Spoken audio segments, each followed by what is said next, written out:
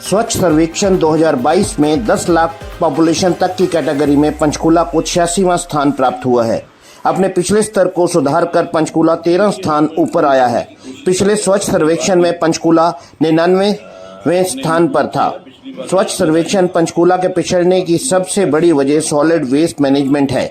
स्वच्छ सर्वेक्षण के मुद्दे पर और रैंक को लेकर पत्रकारों से हरियाणा विधानसभा अध्यक्ष ज्ञानचंद गुप्ता ने क्या जवाब दिया, देखिए पंचकूला से पत्रकार राजीव ठाकुर की यह रिपोर्ट। कुछ एनजीटी की तरफ से, कुछ संस्थाओं की तरफ से देखिए हम इम्प्रूव करने की कोशिश कर रहे हैं और अब की बार भी हमने इम्प्रूव किया। पिछली बार 99 था, अब की बार 86वें स्थान पर आया। लेकिन जैसा आप सबको मालूम है कि एक हमारी जिसके कारण हम पीछे रह जाते हैं वो हमारे डंपिंग ग्राउंड की व्यवस्था है। वहाँ पर डंपिंग की व्यवस्था ठीक ना हो पाने के कारण कुछ एनजीटी की तरफ से, कुछ संस्थाओं की तरफ से बीच में जो अड़चन आई है उसके कारण रैंकिंग जो है हमारी जो हम चाहते हैं वो नहीं आ पाई। लेकिन हमारा प्रयास है कि हम अगली बार ये जो डंपिंग ग्राउंड का मसला जिसके लगभग 1000 मार्क्स है, 1000 नंबर है, उसमें हम अपने नंबर ला ही नहीं पाते, उसके कारण हम पीछे रह जाते हैं। तो अगली बार ये व्यवस्था ठीक हो जाएगी तो निश्चित तौर पर अगली बार हम अच्छे स्थान पर आएंगे। और केवल मैं एक बात और कहना चाहता हूँ, केवल आंकड़ों से या नंबर से या कौन से स्थान पर आया है उससे हमने पंचकूला को नहीं देखा।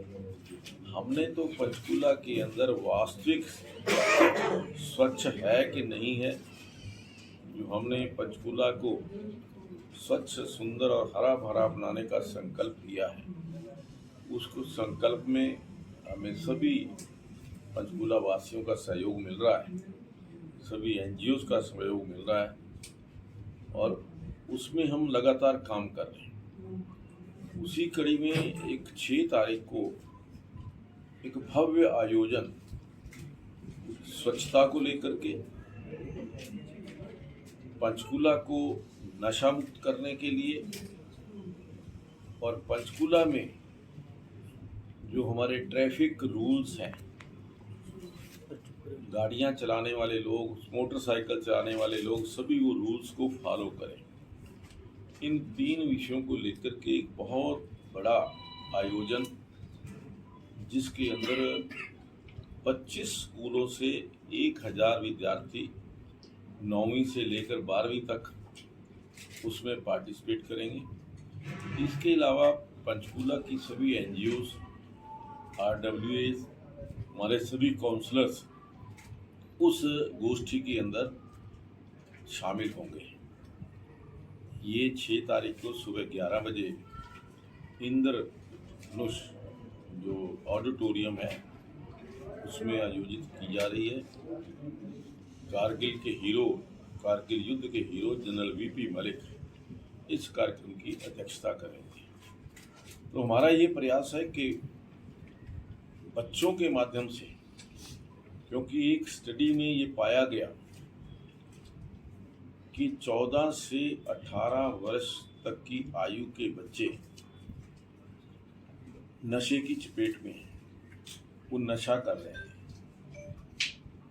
बच्चों को जागरूक करने के लिए, बच्चों को सावधान करने के लिए, बच्चों के जरिए पेरेंट्स के पास ये स्वच्छता का अभियान ले जाने के लिए हम यहाँ एक बड़ा आयोजन कर रहे हैं। उस दिन हमने जो 3 विशेष जो पार्टियां हैं, जो ये एक स्किट के माध्यम से, क्योंकि प्रत्यक्ष रूप से यदि व्यक्ति देखता है तो उसको जल्दी उसकी फॉलो करता है, चाहे वो नशा मुक्ति के लिए, चाहे स्वच्छता के लिए या ट्रैफिक रूल्स के फॉलो करने के लिए।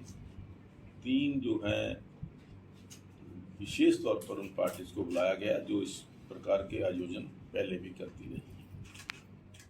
आप भी रहें और हम सब मिलकर के यदि पंचकूला को स्वच्छ, सुंदर और हरा भरा बनाने में अपना सहयोग देंगे तो निश्चित तौर पर जो हम रैंकिंग की बात करते हैं, रैंकिंग नहीं, वास्तव में पंचकूला स्वच्छ और सुंदर हो। जी सर, निगम 5G का लॉन्च किया है प्रधानमंत्री नरेंद्र मोदी जी ने, किस तरीके से देखते हैं आप इसे?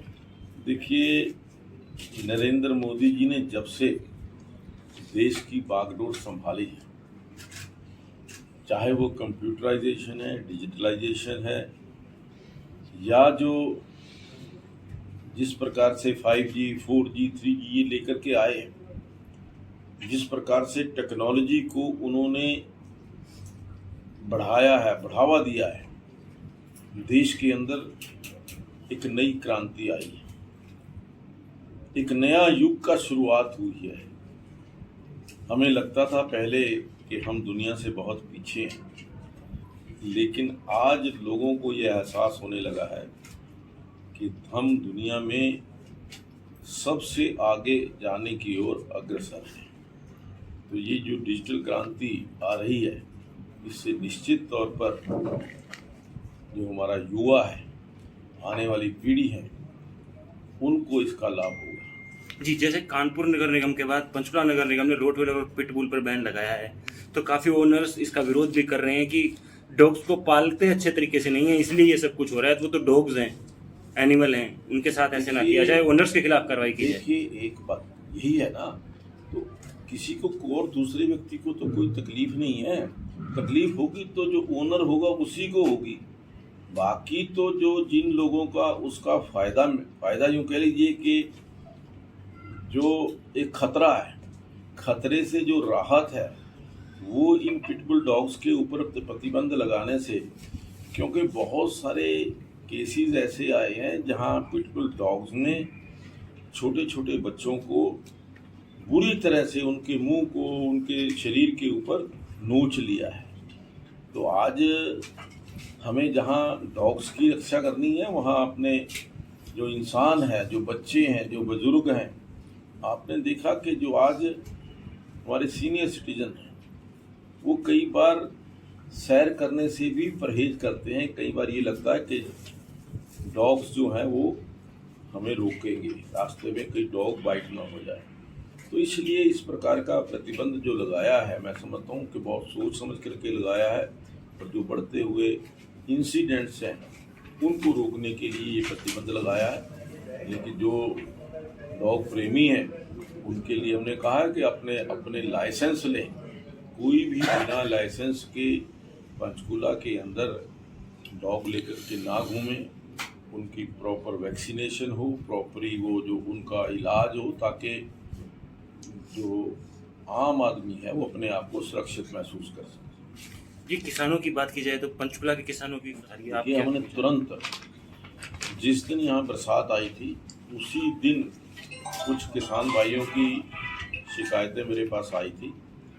मैंने तुरंत डीसी साहब को बोल करके उनकी गिरदावरी कराई है, और उनको तत्काल जो है उनका मुआवजा, जितना भी नुकसान हुआ है उसका मुआवजा सभी किसानों को देंगे।